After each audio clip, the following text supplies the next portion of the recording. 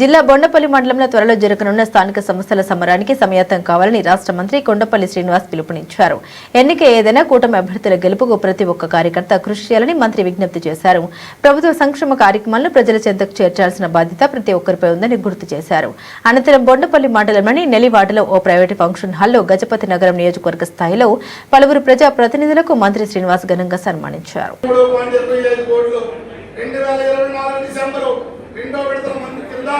మంజూరు చేసినటువంటి సుమారు 446.49 కోట్లను గ్రామ పంచాయతీ మనం రాజకీయాల గురించి మాట్లాడుతున్నాం. ఎందుకంటే వైసీపీ గవర్నమెంట్లో ఎదురైంది పోట్లాడి మీరు గెలిచారంటే గొప్ప వ్యక్తులు మీరందరూ కూడా కాదు. ఎందుకంటే పోటీ అయితే అప్పుడు సత్యవాడ కాన్స్టిట్యున్సీకి 2009లో గజపతినగరం కాన్స్టిట్యున్సీకి రావడం జరిగింది.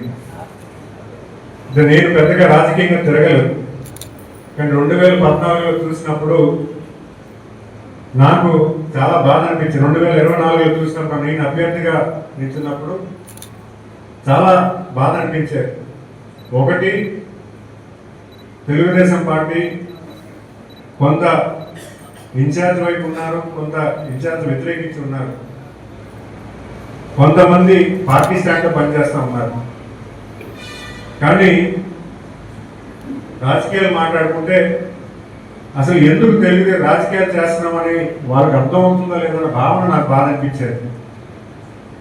ఎందుకంటే ఈరోజు ప్రజాసేవలో మీ గ్రామం పట్ల అభిమానం కానీ, మీ కుటుంబ నేపథ్యంలో కానీ, లేదా ఒక మంచి పరిపాలన మన గ్రామానికి ఇవ్వాలని మీరు కష్టపడుతున్నప్పుడు మీరు పార్టీ స్టాండ్ తీసుకోకుండా వ్యక్తి మీద వెళ్ళిపోతున్నారు.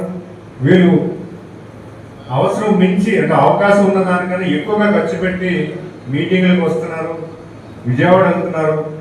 అలాగే గ్రామంలో ఉన్న సమస్యలు కూడా మిమ్మల్ని ఎవరు పట్టించుకోకపోతే మీకు మీరే ఖర్చు పెట్టుకొని నిలబడి జరుగుతున్నటువంటి పైన నేను చూశాను. చాలా బాధపడ్డాను, ఏం జరుగుతుంది.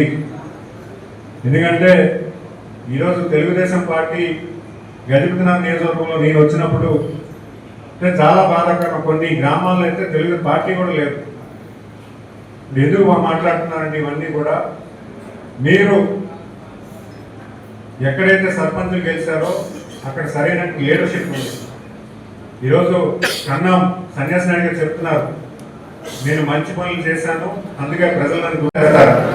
ప్రజాప్రతినిధులు డిసైడ్ చేస్తారు మా గ్రామంలో ఈ అభివృద్ధి కార్యక్రమాలు చేసుకోవాలి, మా గ్రామానికి ఇది కావాలి అనేది ప్రజాప్రతినిధులు డిసైడ్ చేస్తే అధికారులు దాన్ని అమలు చేయాలి.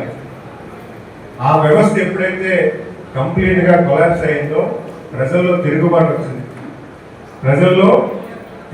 వచ్చింది కాబట్టి ఈరోజు 92% ఈ కూటమి ప్రభుత్వానికి ప్రజలు గెలిపించారు. అందులో నేను ఒకటి అవునా కాదా?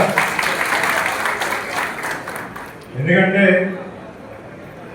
ఈరోజు ప్రజాస్వామ్యంలో సోదరులు మక్కు శ్రీధర్ గారు చెప్పారు, మనకున్నటువంటి డెమోక్రటిక్ కంట్రీ ప్రపంచంలో ఎక్కడా లేదు. నేను చూసాను, దేశ విదేశాలు తిరిగాను, ఎక్కడా కూడా ఒక సిటిజన్కి అంటే ఒక సిటిజన్కి ఇచ్చినటువంటి రైట్ ఏ దేశంలో కూడా ఇంత